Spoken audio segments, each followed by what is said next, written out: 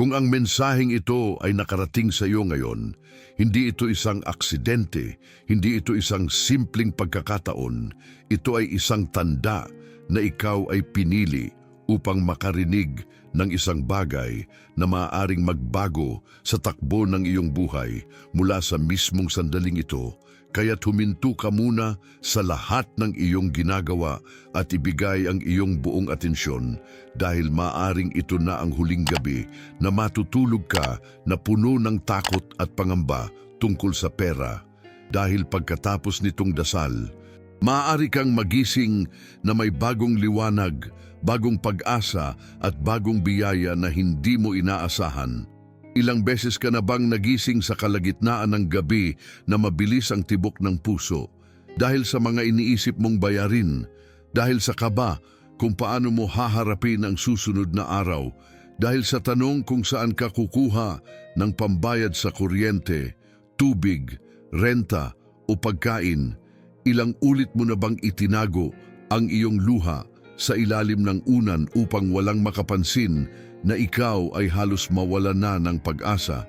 Ngunit ngayong oras na ito, nais kong sabihin sa iyo na may naririnig ang Diyos, may nakikita ang Diyos, at hindi niya hahayaang manatili ka sa dilim magpakailanman. Ang panalangin ito ay maaaring maging susi na magbubukas ng pinto na matagal nang sarado para sa iyo. Ito ang tinatawag kong panalangin ng bukas na pinto, isang lihim na dasal na hindi napupunta kaninuman kundi lamang sa mga taong handa, sa mga taong tunay na naghahanap. At kung ikaw ay nakikinig ngayon, ibig sabihin, ikaw ay kabilang sa mga taong iyon. Marami ang tumitingin sa kanilang buhay at iniisip na wala ng paraan. Ngunit ang totoo ay may pintuan na nakatayo mismo sa harapan nila. Sarado lamang ito dahil hindi pa nila hawak ang susi. At ngayon sa pamamagitan ng panalangin ito, ipapasa sa iyo ang susi ng kalangitan. Hindi bukas, hindi sa susunod na linggo, kundi ngayon mismong sandaling ito. Kaya't ang tanong, handa ka ba talagang tanggapin ang biyayang ito o mananatili ka sa parehong lugar na puno ng takot at kakulangan? Huwag mong hayaang lumampas ang pagkakataong ito dahil ang bawat segundo ay mahalaga. Ang Diyos ay gumagalaw sa mga oras na hindi natin inaasahan at marahil ito na mismo ang galaw na iyon para sa iyo. Hindi ko sinasabing magiging madali ang lahat dahil ang pananampalataya ay hindi lamang basta hinihiling. Ito'y isang pintuan na dapat mong lakaran, isang pagkakataong dapat mong yakapin at isang hakbang na dapat mong gawin. Kung nakikita mong tumutugma ito sa puso mo, huwag kang bumitaw. Manatili hanggang dulo dahil sa pagtatapos ng dasal na ito, ang iyong kaluluwa ay mapupuno ng kapayapaan at ang iyong puso ay makakaramdam ng kagaanan na matagal mo nang hinahanap. Ang panalangin ito ay hindi lamang para sa pera, ito rin ay para sa kagalingan, para sa kapayapaan ng isip at para sa pagbalik ng tiwala sa sarili na ninakaw ng mga problema sa iyong buhay. Ngunit hindi ko rin itatago ang katotohanan. Oo, ito ay isang panalangin na magbubukas ng pintuan ng kasaganaan at yaman dahil ang Diyos ay hindi Diyos ng kakulangan, kundi Diyos ng kabutihan at Diyos ng kaluwalhatian. Kung ngayon ay may takot ka, hayaang ang mga salitang ito ay magsilbing liwanag na umaagos sa iyong kadiliman. At kung nararamdaman mo na tila ikaw ang tinutukoy ko, hindi ka nagkakamali. Dahil ikaw mismo ang dahilan kung bakit itinuro sa akin ng Diyos na ilabas ang panalangin ito ngayon. Kaya't makinig ng buong puso at hayaan mong dumaloy ang Espiritu ng Diyos sa iyong tahanan, sa iyong isipan at sa iyong mga kamay dahil oras na upang simulan ang bagong kabanata ng iyong buhay. Hindi mo kailangan ng paliwanag kung paano dahil ang himala ay hindi laging may kasamang lohika. Ang kailangan mo ay maniwala at sumabay at sa oras na iyon magsisimula kang makakita ng pagbabago. Kaya't kung naririnig mo ito ngayon at nararamdaman mong parang tumatagos sa iyong kaluluwa ang bawat salita, sabihin mo sa iyong sarili, handa na ako, handa na akong tanggapin ang biyayang mula sa Diyos. Handa na akong isuko ang lahat ng takot at pangamba. At handa na akong maglakad papunta sa pintuang yon na magdadala ng kasaganaan. Tandaan mo, wala itong kapalit na material, wala itong hinihingi, kundi bukas na puso, pananampalataya at pagtitiwala. At habang naglalakbay tayo sa panalangin ito, pakatandaan, hindi ka nag-iisa, libo-libong kapatid sa pananampalataya ang nakikiisa sa iyo ngayon, nakikinig, nananalangin at umaasa ng parehong biyaya. Sama-sama tayong maniniwala na ngayong gabi may pintuang magbubukas para sa iyo at may dalang kasaganaan na higit pa sa iyong inaasahan. Kung ikaw ay naniniwala, manatili dito dahil hindi ko sasayangin ang iyong oras at sa pagtatapos, makikita mong tama ang naging desisyon mong makinig. Marahil iniisip mo kung bakit ikaw ang nakaririnig nito ngayon. Marahil nagtataka ka kung bakit tila ang bawat salitang binibigkas ay sumasalamin sa iyong buhay at ang sagot ay simple ngunit malalim dahil nakita ng Diyos ang lahat ng iyong pinagdadaanan. Nakita niya ang mga gabi na halos hindi ka na makahinga sa bigat ng iniisip. Nakita niya ang mga oras na nagtitimpi ka ng luha upang hindi mag-alala ang iyong pamilya.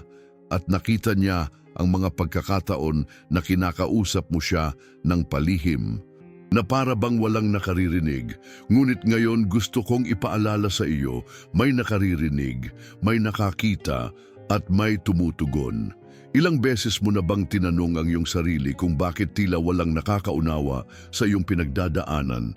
Ilang beses ka na bang naglakad na parang normal ang lahat ngunit sa loob mo ay durog ka na? Ilang beses ka na bang ngumiti kahit ang puso mo ay umiiyak? At ilang beses ka na bang nagdasal na sana may maganap na pagbabago ngunit ang sagot ay tila laging nahuhuli? Ngunit ngayong gabi, nais kong ikaw ay makinig at maramdaman na ang iyong mga sugat ay hindi natatago sa Diyos. Ang bawat luha na tumulo ay bilang niya at ang bawat sigaw ng puso mo ay narinig niya at ngayon ay dinala ka niya rito hindi upang muling maalala ang sakit, kundi upang ipakita na hindi ka niya iniwan ni hindi ka niya pinabayaan, bagkus may hinahanda siyang bagong landas para sa iyo. O, maaring nakikita ng iba ang iyong lakas, ang iyong tapang at ang iyong pagtitiis, ngunit hindi nila nakikita ang mga gabi na mag-isa kang nakatingin sa kisame, iniisip kung paano ka makakaahon at doon pumapasok ang kabutihan ng Diyos. Dahil siya lamang ang nakakaalam ng lahat ng detalye ng iyong pinagdadaanan at siya lamang ang may kakayahang baguhin ito sa isang iglap. Sabihin mo sa akin, hindi ba't naramdaman mo minsan na parang wala ng pag-asa? Hindi ba't napaisip ka minsan kung bakit tila paulit-ulit na lamang ang hirap at kakulangan? Hindi ba't naitanong mo minsan kung naririnig ka pa ba ng Diyos? At ngayon narito ang sagot, oo, naririnig ka niya, oo, nakikita ka niya, at oo, may plano siya para sa iyo na higit pa sa iyong iniisip. Hindi aksidente na naririnig mo ang mensaheng ito dahil ito ay tugon sa lahat ng lihim mong panalangin. Ang buhay ay puno ng laban, puno ng pagsubok, at madalas ay parang walang nakakaintindi sa ating pagod. Pero sa mga sandaling ito, nais kong maramdaman mong may kasama ka, hindi ka nag-iisa, at may mga kapatid sa pananampalataya na kagaya mo ring lumuluha, nagdarasal at humihingi ng milagro ngayon. Habang pinapakinggan mo ito, isipin mong libo-libo tayong sabay-sabay na lumalapit sa Diyos. Bawat isa ay may dalang kwento ng sakit at pangangailangan, ngunit lahat ay naniniwala na sa isang salita lamang mula sa langit, magbabago ang lahat. Isipin mo ang iyong sitwasyon ngayon, maaaring ang bulsa mo ay halos wala ng laman, maaaring ang bangko mo ay natutuyo, maaaring ang mga bayarin ay patong-patong na, ngunit isipin mo rin na sa isang desisyon na manatili sa panalangin ito, maaari kang makakita ng pintuang magbubukas na hindi mo inaasahan. Ang Diyos ay Diyos ng himala at Siya ay gumagawa sa oras na akala natin ay huli na ang lahat. Marahil Naramdaman mo na minsan na parang hindi ka karapat-dapat, na baka hindi ka sapat upang tanggapin ang biyaya, ngunit hayaan mong itama ko iyon dahil sa mata ng Diyos, ikaw ay anak niya, ikaw ay minamahal niya, at ikaw ay karapat-dapat sa lahat ng mabuti at saganang bagay na inihanda niya. Kung kaya't ngayong sandaling ito, hayaan mong alisin ang bigat ng iyong dibdib at yakapin ang katotohanan na ang iyong oras ay paparating. Ang pananampalataya ay hindi nangangahulugan ng kawalan ng takot, kundi pagpili na maniwala kahit na may takot. At iyon ang ginagawa mo ngayon, pinipili mong maniwala na may sagot para sa iyong mga panalangin. Kung nararamdaman mong tama ang mensaheng ito para sa iyo, huwag kang mag-atubiling sabihin sa iyong puso ang isang simpleng salita, Amen. Dahil sa tuwing sinasabi mo ito, binubuksan mo ang iyong kaluluwa upang tanggapin ang biyaya ng Diyos. At kung may kaba ka pa rin, tandaan na hindi ka nag-iisa, libo-libo tayong sabay-sabay na nagdarasal ngayon at sama-sama tayong aakyat sa bagong antas ng biyaya. Sa gitna ng lahat ng sakit at kakulangan, naroon ang pangako ng Diyos na hindi niya tayo iiwan o pababayaan. At ang pangakong yon ang hahawakan natin hanggang makita natin ang pagbabago. Kaya't manatili, makinig hanggang dulo dahil ang pagbabago na hinihintay mo ay maaring dumating sa mismong araw na ito. Ngayon ay oras na upang ibahagi ang lihim na hindi madaling ipinapahayag. Isang bagay na matagal nang nakatago at naghihintay lamang ng tamang oras at tamang tao upang matanggap. At kung ikaw ay nakikinig ngayon, ibig sabihin ikaw ay handa, ikaw ay napili at ikaw ay tinawag upang marinig ito. Marami ang nagdarasal araw-araw. Marami ang humihiling ng pagbabago, ngunit iilan lamang ang tunay na nakakaabot sa susi na nagbubukas ng pintuan ng kalangitan, at iyon ay ang panalangin tatawagin nating panalangin ng bukas na pinto. Ang panalangin ito ay hindi basta dasal lamang, ito ay isang formula ng pananampalataya, isang pahayag ng tiwala na kapag sinabi mula sa puso, may kakaibang kapangyarihan na nagbubukas ng mga pintuan ng pagkakataon, pintuan ng kasaganaan at pintuan ng himala. Marahil iniisip mo, paano magiging posible na isang panalangin lamang ang magdadala ng biyaya? At ang sagot ay simple, dahil ang panalangin ay hindi salita lamang. Ito ay koneksyon, ito ay pintuan na direktang nag-uugnay sa atin sa Diyos. At kapag binuksan ang pintuan na iyon, wala nang makakapigil sa daloy ng kanyang pagpapala. Ang sikreto ay hindi sa haba o ganda ng pananalita, kundi sa katapatan at sa pananampalataya na inuukit sa bawat salita. Kapag binigkas mo ang panalangin ng bukas na pinto, hindi mo lamang sinasabi ang mga salita, binubuksan mo ang iyong puso at ibinibigay mo sa Diyos ang pahintulot na kumilos sa iyong buhay. May isang babae na nakilala ko, 47 taong gulang, isang simpleng ina na halos mawalan na ng pag-asa, iniwan ng asawa, iniinda ang bigat ng utang at gabi-gabi umiiyak sa pagod. Ngunit isang gabi, natagpuan niya ang dasal na ito at buong pusong isinuko ang lahat ng kanyang takot sa Diyos. Hindi niya alam kung paano, hindi niya inisip kung saan, ngunit makalipas ang ilang linggo, dumating ang mga oportunidad, dumating ang mga taong tumulong, at sa hindi maipaliwanag na paraan, nabayaran niya ang malaking bahagi ng kanyang utang. Hindi ko sinasabi na ganun din eksakto ang mangyayari sa iyo dahil ang Diyos ay may kanya-kanyang paraan. Ngunit sinasabi ko na sa oras na buksan mo ang iyong puso sa panalangin ito, darating ang kung ano ang itinakda para sa iyo at ang halaga o anyo ng biyaya ay ayon sa kagustuhan ng Diyos at sa tunay na pangangailangan mo. Hindi natin pwedeng dikta ang Diyos, ngunit pwede nating tanggapin ang kanyang plano at kadalasan mas malaki pa ito kaysa sa ating hinihingi. Marahil ikaw ay humihiling lamang ng kaunting tulong para makabayad ng isang bayarin. Ngunit ang plano ng Diyos ay hindi lamang tulungan kang makabayad, kundi itaas ka mula sa kakulangan at dalhin ka sa kasaganaan. Marahil ang hinihiling mo ay makaraos lang sa isang linggo. Ngunit ang plano ng Diyos ay ibigay sa iyo ang daan upang hindi ka na muling bumalik sa parehong sitwasyon. Kaya't ngayong naririnig mo ito, isipin mo na hindi aksidente. Ito ay oras ng pagbubunyag, oras ng pagtanggap ng lihim na matagal nang nakatago. Ang panalangin ng bukas na pinto ay parang susi na ibinibigay ng Diyos sa mga anak niyang handa.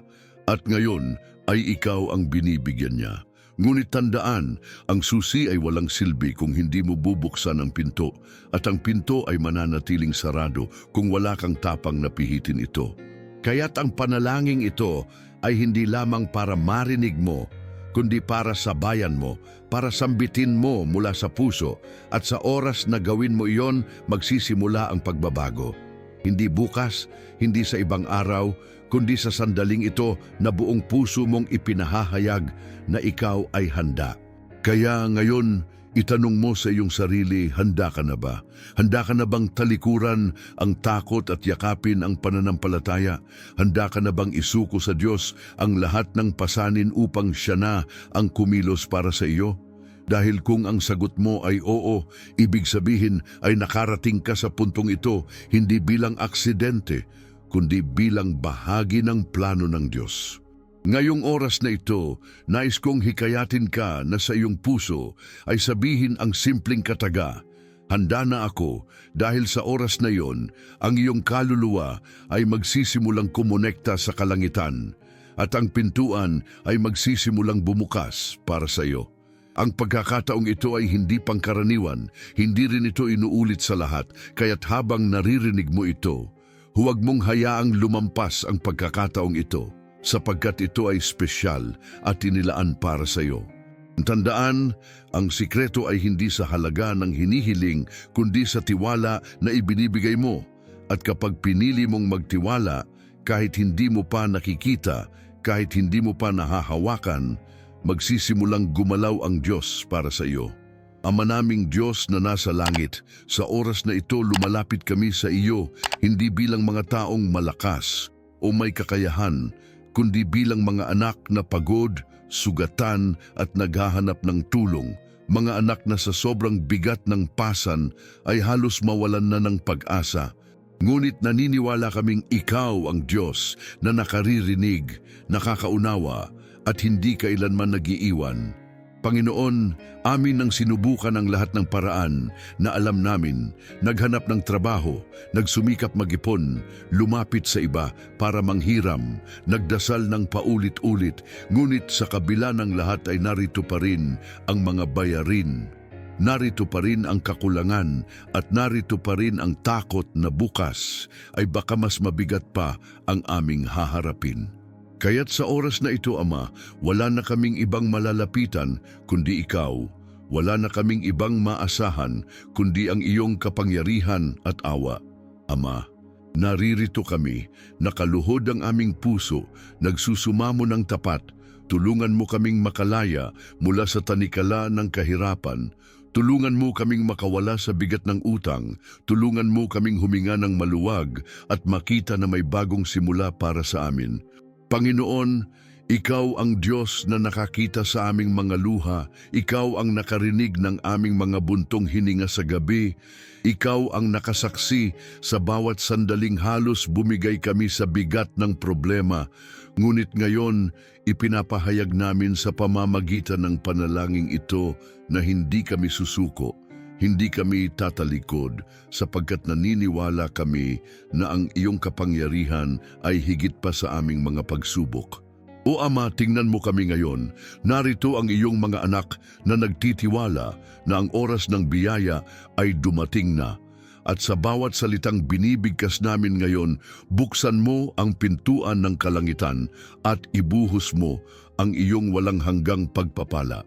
Panginoon, sinasabi namin ngayon mula sa aming puso, Ama, ako'y pagod na, wala na akong lakas, ngunit naniniwala ako na sa iyo may bagong sigla, sa iyo may bagong simula, at sa iyo may kasaganaan. Ama, kami na mga anak mong nakikinig ngayon ay nagkakaisa bilang isang komunidad ng pananampalataya. Libo-libo kaming nagsasabing sabay-sabay, hindi kami pababayaan ng Diyos, hindi kami mawawala ng pag-asa, hindi kami mananatili sa dilim dahil ang Diyos ay tapat at Siya ay kikilos ngayon. Habang pinapakinggan mo ang panalangin ito, kapatid, isipin mong hawak mo ang kamay ng Diyos. Isipin mong ang bawat bigat sa iyong dibdib ay unti-unting inaangat ng kanyang mga kamay. Isipin mong ang bawat pader na humahad lang sa iyo ay unti-unting gumuho at ang pintuan ng biyaya ay dahan-dahang bumubukas. Sabihin mo sa iyong sarili, naniniwala akong darating ang pagbabago. Naniniwala akong may kasaganaan na paparating. Naniniwala akong hindi ako pababayaan ng Diyos. At sa bawat ulit ng iyong pagsasabi nito, mas lalong lumalakas ang kapangyarihan ng pananampalataya at mas lalong gumagalaw ang Diyos sa iyong sitwasyon. Ama, ngayon ay buong lakas naming sinasabi, kami ay naniniwala, kami ay nagtitiwala, kami ay umaasa, at kami ay tatanggap ng iyong biyaya. Ama, narito ang aming puso, narito ang aming kaluluwa, narito ang aming mga kamay. Kami ay handa nang tanggapin ang kasaganaan na nagmumula sa iyo. Hindi kami natatakot kung paano ito darating. Hindi namin iniisip kung anong paraan ang gagamitin mo. Basta't alam namin na ikaw ay tapat at ikaw ay gagawa ng himala sa aming buhay. At ngayon, Panginoon, aming ipinapahayag na ang aming takot ay papalitan ng tapang, ang aming kakulangan ay papalitan ng kasaganaan, at ang aming mga utang ay papalitan ng kalayaan. Sa iyong pangalan, kami ay mananalo. Sa iyong pangalan, kami ay aangat.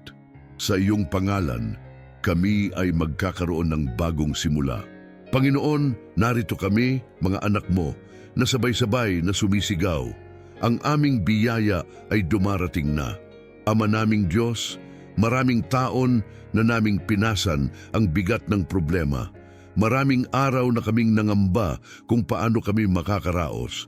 Ngunit ngayong gabi, sa panalangin ito, tinatapos namin ang yugto ng aming buhay na puno ng takot at sinisimulan ang yugto ng aming buhay na puno ng pananampalataya at pag-asa.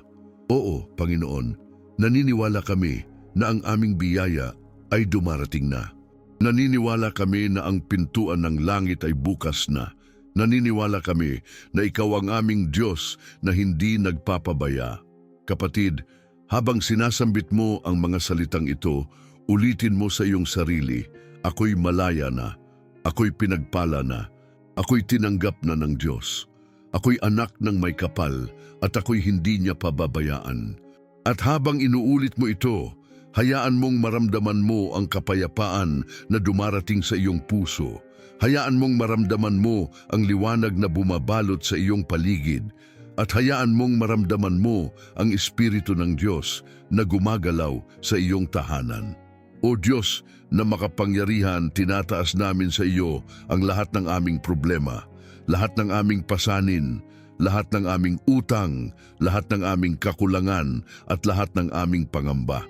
Sa oras na ito, pinapalitan namin ang mga ito ng pananampalataya at ipinapahayag namin kami ay magiging saksi sa iyong himala.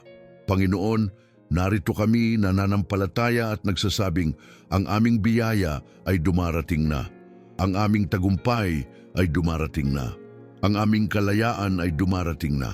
Kapatid, ulitin mo sa iyong sarili ngayon, hindi ako pababayaan ng Diyos. Hindi ako mawawala ng pag-asa. Hindi ako mananatili sa dilim. Ang Diyos ay kumikilos ngayon para sa akin. At habang inuulit mo ito, mararamdaman mong unti-unting nawawala ang bigat sa iyong dibdib. Mararamdaman mong may bagong lakas na dumarating. At mararamdaman mong may liwanag na pumapasok sa iyong buhay. Panginoon, ikaw ang aming kalakasan. Ikaw ang aming pag-asa. At ikaw ang aming Diyos na kailanman ay hindi nagkukulang. Maraming salamat, Panginoon, sa biyayang iyong ipapadala. Maraming salamat sa himalang iyong ginagawa ngayon. At maraming salamat sa bagong simula na aming mararanasan. At sa pagtatapos ng panalangin ito, aming ipinapahayag na ang aming buhay ay hindi na magiging pareho dahil kami ay tatanggap ng bagong biyaya, bagong kalayaan at bagong kasaganaan. Ngayon kapatid, ay dumating na tayo sa pinakahihintay na sandali, ang oras na kung saan ang lahat ng sinabi mo, ang lahat ng paniniwala mo, at ang lahat ng pagtitiwala mo sa Diyos ay magkakaroon ng pinakamalakas na tugon mula sa kalangitan. Hindi aksidente na naririnig mo ito ngayon. Hindi rin ito simpleng pagkakataon dahil ang bawat segundo na naririnig mo ang mga salitang ito ay tanda na ang Diyos ay kumikilos na sa iyong buhay. Ang sandaling ito ang pinakamahalaga sapagkat dito natin ipapahayag ng malakas at buong pananampalataya na ang ating biyaya ay dumarating na at wala nang makakapigil dito. Isipin mo ngayon kapatid, ang bigat na matagal mo nang pasan. Isipin mo ang lahat ng mga gabi na umiiyak ka dahil sa kakulangan. Isipin mo ang lahat ng utang na halos hindi mo na alam kung paano babayaran. At ngayon ay ilatag mo ang lahat ng iyon sa paanan ng Diyos. Sabihin mo sa sarili mo, Panginoon, ito ang lahat ng aking bigat, ito ang lahat ng aking pasan, ito ang lahat ng aking sugat, at sa oras na ito, ako ay humihinto sa kakaisip at isinusuko ko na ang lahat ng ito sa iyo. Panginoon, ikaw na ang kumilos. At habang sinasabi mo ito, mararamdaman mo na parang may dumadaloy na kapangyarihan mula sa langit. Mararamdaman mo na parang may liwanag na pumapasok sa iyong tahanan. Mararamdaman mo na parang ang iyong dibdib ay gumagaan. At iyon ay hindi imahinasyon lamang, iyon ay ang presensya ng Diyos na kumikilos sa iyo ngayon. Naririnig mo ba ang katahimikan sa paligid mo kapatid? Iyon ang katahimikan na nagdadala ng kapayapaan. Naririnig mo ba ang tibok ng iyong puso? Iyon ay tibok ng panibagong lakas. Nararamdaman mo ba ang liwanag na bumabalot sa iyo? Iyon ang liwanag ng Diyos na nagsasabing, Anak, ang biyaya mo ay narito na. Kaya ngayon, sa lakas ng iyong tinig, kahit nasa isip mo lamang, ipahayag mo ito. Panginoon, naniniwala ako. Panginoon, tinatanggap ko. Panginoon, alam kong ang pintuan ng biyaya ay bukas na. Panginoon, ang aking tagumpay ay dumarating na. Panginoon, ang aking kalayaan ay dumarating na. Kapatid, ito na ang oras na ipahayag mo ng walang alinlangan. Oo, naniniwala ako at oo, tatanggap ako. Dahil sa mismong sandaling ito, may binabasag ang Diyos na mga pader na humahadlang sa iyo. May binubuksan siyang pintuan na matagal mo nang hinihintay. At may dalang kasaganaan na higit pa sa iyong inakala. Huwag kang matakot sa laki ng iyong hinihingi. Huwag kang matakot kung tila imposible ito. Dahil ang Diyos ay Diyos ng imposible. Kung kaya niyang lumikha ng langit at lupa, kaya niyang baguhin ang iyong sitwasyon sa isang iglap. Kaya ngayong oras na ito, kapatid, sabay-sabay nating sabihin, naniniwala ako sa himala, naniniwala akong darating ang biyaya, naniniwala akong hindi ako pababayaan. At sa oras na ito, mararamdaman mong parang may dumadaloy na init sa iyong katawan, parang may dumadaloy na kapayapaan sa iyong puso, at parang may dumadaloy na katiyakan sa iyong isipan. Iyon ang tanda na ang Diyos ay kasama mo, iyon ang tanda na hindi ka nag-iisa, iyon ang tanda na may himala nang nagsisimulang bumaba mula sa kalangitan. Kapatid, hindi ko alam ang eksaktong halaga ng kailangan mo, hindi ko alam kung gaano kalaki ang utang mo, hindi ko alam kung gaano kabigat ang iyong pasan, ngunit alam ng Diyos ang lahat ng iyon. At sa oras na ito ay ipinapadala niya na ang tamang tulong sa tamang halaga, sa tamang paraan at sa tamang oras. At hindi mo kailangang mag-alala kung paano ito darating dahil ang Diyos ang bahala sa lahat. Kaya nang ngayon, ipahayag natin ng malakas, Panginoon, salamat. Panginoon, tinatanggap ko. Panginoon, alam kong ang himala ay darating sa aking buhay. Panginoon, naniniwala ako na ang pintuan ng kalangitan ay bukas para sa akin. Habang sinasabi mo ito, isipin mong ang iyong tahanan ay napupuno ng liwanag. Isipin mong ang iyong lamesa ay punong-puno ng pagkain. Isipin mong ang iyong mga kamay ay punong-puno ng kasaganaan. At isipin mong ang iyong puso ay punong-puno ng kapayapaan. At sa oras na iyon, magsisimula kang makaramdam ng bago, ng kakaiba, ng himalang hindi mo maipaliwanag. Kapatid, ito ang oras na magsabi ka ng iyong pananampalataya. Ito ang oras na ipahayag mo ng buong tapang. Oo, Panginoon, naniniwala ako. Oo, Panginoon, tinatanggap ko. Oo, Panginoon, handa na ako. At sa iyong pagpahayag na iyon, sisimulan mong makita ang mga pagbabago. Sisimulan mong marinig ang mga balitang hindi mo inaasahan. At sisimulan mong maramdaman ang kaginhawaan na matagal mo nang hinihintay. Panginoon, salamat sa iyong presensya. Salamat sa iyong himala. Salamat sa iyong walang hanggang pagmamahal. Salamat sa bagong simula na aming tinatanggap ngayon.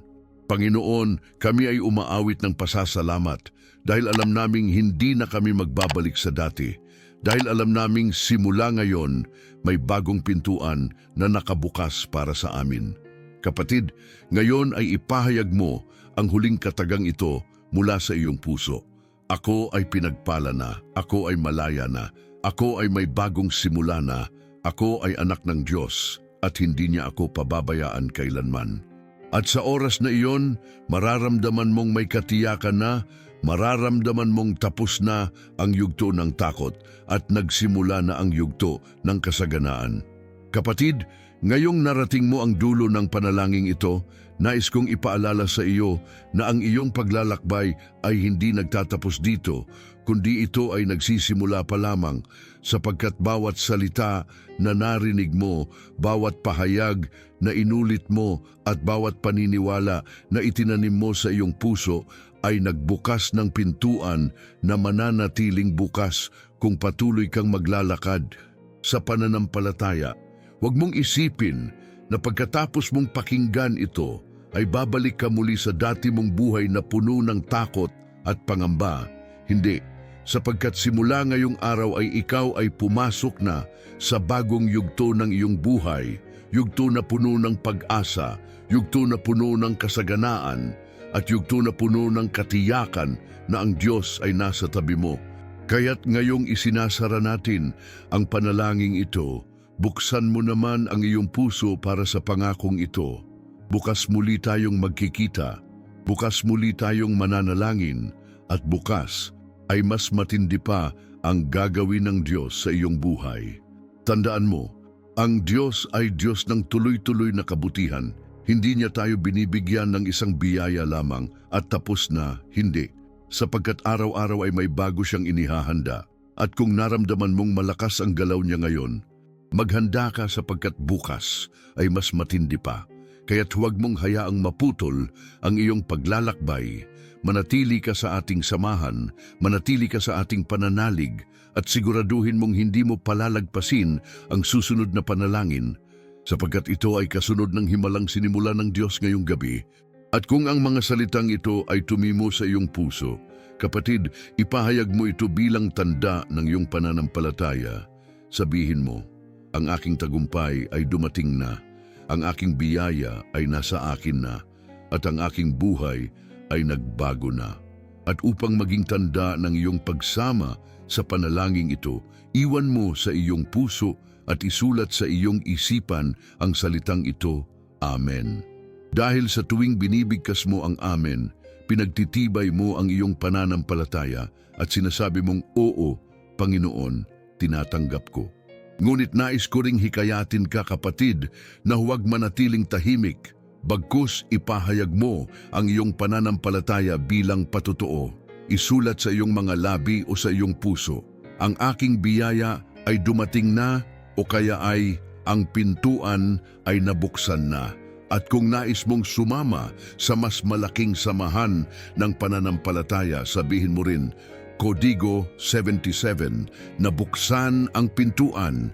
Ang simpleng deklarasyong ito ay hindi lamang salita, kundi isang tanda ng pagkakaisa, Tanda na kabilang ka sa libo-libong kapatid na nakikinig, nananalangin at umaasa ng parehong himala. Kapatid, huwag mong hayaang matapos ang sandaling ito nang hindi nagpapasalamat. Sabihin mo sa iyong puso, "Salamat Panginoon dahil alam kong hindi ako nagkamali na manatili hanggang sa dulo. Salamat Panginoon dahil alam kong pinili mo ako. Salamat Panginoon dahil alam kong ang aking buhay ay hindi na magiging katulad ng dati at sa iyong pasasalamat, lalo pang bumibilis ang galaw ng Diyos sa iyong buhay sapagkat ang puso na marunong magpasalamat ay puso na handang tumanggap ng mas marami pang biyaya. At kung iniisip mong paano mo mapapanatili ang lakas na ito, tandaan mo na hindi ito natatapos sa isang panalangin lamang. Kaya't sasabihin ko sa iyo ngayon, bumalik ka bukas, bumalik ka sa susunod na araw at bumalik ka sa bawat panalangin na ihahanda ng Diyos para sa iyo sa pamamagitan ng mensaheng ito. Sapagkat bawat araw ay hakbang papalapit sa higit na kasaganaan, bawat araw ay pintuang muling bumubukas at bawat araw ay panibagong pagkakataon upang makita ang kabutihan ng Diyos. Ngayon kapatid, bilang huling paalala, nais kong ipahayag sa iyo ang mga salitang ito. Kung naramdaman mong tinamaan ka ng panalangin ito, huwag mong hayaang manatili lamang sa iyo. Ipasa mo ang liwanag, ipasa mo ang biyaya at ipasa mo ang pag-asa. Sapagkat kapag ibinabahagi mo ang pananampalataya, mas lalo kang pinagpapala. At kung naniniwala kang may gagawin pa ang Diyos, sa mga susunod na araw, isulat mo sa iyong puso. Aasahan ko ang higit na dakilang bagay bukas. Kaya't sa oras na ito, isinasara natin ang panalangin ito hindi bilang pagtatapos, kundi bilang pagpapatuloy ng ating paglalakbay. At kung nakarating ka rito hanggang dulo, tandaan mo ito. Ikaw ay pinili, ikaw ay minahal, at ikaw ay hinirang upang makatanggap ng kasaganaan. Huwag kang matakot, huwag kang mangamba at huwag kang susuko sapagkat ang Diyos ay nasa tabi mo ngayon at magpakailanman. At ngayon, bago tayo tuluyang magwakas, kapatid, nais kong bigkasin mo ang huling deklarasyong ito mula sa iyong puso. Ako ay pinagpala na, ako ay malaya na, ako ay may bagong simula na, at ako ay anak ng Diyos. At habang sinasabi mo ito, hayaan mong maramdaman mo ang kapayapaan na bumabalot sa iyong buong pagkatao. Hayaan mong maramdaman mo ang liwanag na tumatagos sa iyong espiritu at hayaan mong maramdaman mo ang presensya ng Diyos na nagsasabi sa iyo, "Anak, huwag kang mangamba sapagkat kasama mo ako." Kapatid, ito ang aking pangakong iiwan sa iyo. Bukas muli tayong magkikita, bukas muli tayong mananalangin, at bukas ay makakaranas ka ng mas matindi pang himala. Huwag mong kalimutang bumalik sapagkat ang iyong paglalakbay ay hindi nagtatapos dito. At sa huli, ipahahayag ko ang huling biyayang ito. Pagpalain ka ng Diyos sa lahat ng aspeto ng iyong buhay, sa iyong trabaho, sa iyong pamilya, sa iyong kalusugan, at higit sa lahat sa iyong pinansyal na pangangailangan. At ngayong isinasara natin ang panalangin ito, dala mo ang katiyakan na ang iyong buhay ay hindi na katulad ng dati. Dala mo ang katiyakan na ang pintuan ay nabuksan na. At dala mo ang katiyakan na ang Diyos ay gagawa ng higit pa kaysa iyong hinihingi. Kaya't ngumiti ka kapatid sapagkat ito ay simula ng iyong bagong kabanata